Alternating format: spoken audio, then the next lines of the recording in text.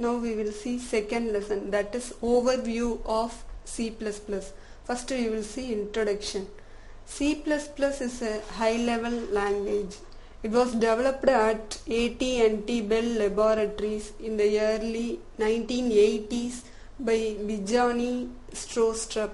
The name C++ was coined by Rick Massetti, where plus is the C increment operator, that is after C language only it was developed, that is extension of C language, so it is called as C++.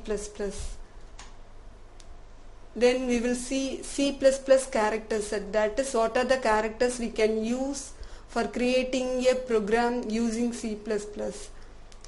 Like the C language, C++ also comprises a character set from which the tokens, that is basic types of elements essential for programming coding, are constructed. The character set comprises of A to Z, that is caps A to Z, small a to Z, then 0 to 9 numerals, then special characters plus, minus, backslash, star, all the slashes, then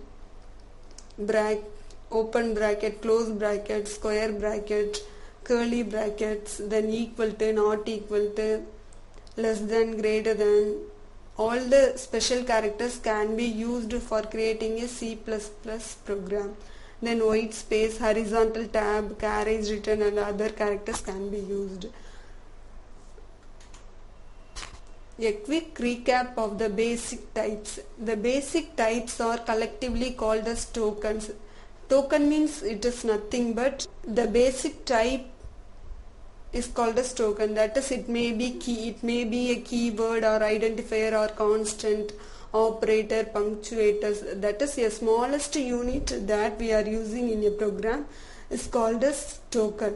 Tokens are classified as keywords, identifiers, constants, operators, punctuators. These are the classification of tokens. Then we will see keywords.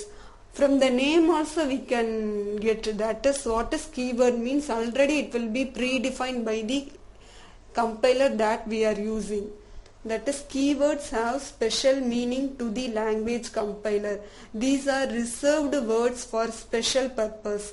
These words cannot be used as normal identifiers. Table shows the list of keywords used in C++. That is, keyword is nothing but it is a special word that is predefined by the language compiler. That words should not be used for naming a particular variable. That keywords should be used depends upon our situation. Auto is a keyword. For what we have to use this keyword auto means, if you want to denote a particular variable as local means, you have to explicitly declare it as auto. But if you are not declaring it as auto means by default it will take, so no need of giving this auto keyword. Break means if you want to break a particular loop means then you have to use break statement. Then case, in switch case we will use case keyword. For what we have to use this one means inside the switch block we will be having different cases. For that we will use this case. Const, then const means if any value of a variable should not be changed means it should be mentioned with const keyword. Then class, already we have seen this one, that is it is a template that contains data and its member function. For packing our data and function we have to define the total thing into one class. That keyword is class. Continue, if you want to skip the current value of any loop means in that loop you should use continue keyword. Default, in switch statement only we will use this default keyword. It is nothing but if there is no match for your switch block means then by default it will execute the statements under the default condition. Delete, if you want to delete the allotted memory means then you have to use the keyword delete. do. After seeing the keyword do, it will execute all the statements under this statement. Else, if usually we will use this one in if statement only. If the condition is false means then the statements under the else block will be executed. Then enumeration, it is also a data type, that is user defined data type. Enum is specifically used for having group of values. Then we will see for, it is a control statements. For looping we can use this kind of keyword, that is for. Then friend, this and all we can see later. That is, if you want to set a particular function to some other class as a friend means you have to declare it as friend. Even if it is private you can use it in some other class. Then go to. What is go to means, if you want to transfer your control to some other place means then you can use go to statement. Then we can see if. What is if means, if the inside the if statement we will be having some condition. If the condition is true means the statements under the if block will be executed. If there is only one statement means no need of giving that curly brackets. If there is multiple statement means then we have to give that curly braces for if statements. Then inline, if there is only one line for a function means then you can set that function as inline. Then the compiler will execute that function first and fast. So we have to give this keyword. Then next we will see new. It will allocate memory for the created object. Then operator. This keyword will be used for operator overloading, that is polymorphism.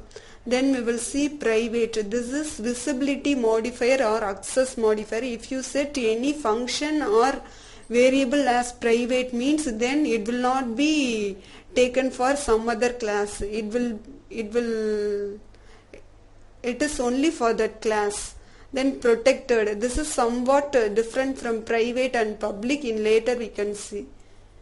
Public, it is from the name we can see it is common to all the classes. Then return. If you want to return any value for the function means you should use this keyword, that is return. Then you have to give that value or variable of the function.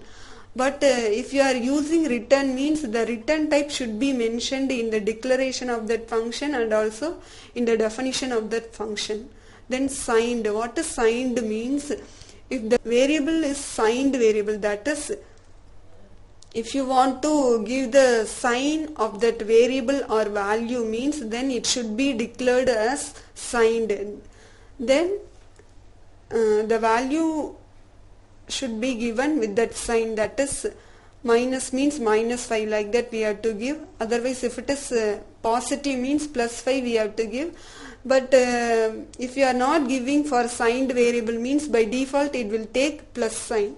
Then we will see size of. Then if you are giving that variable name means the allocated memory of that variable will be returned here.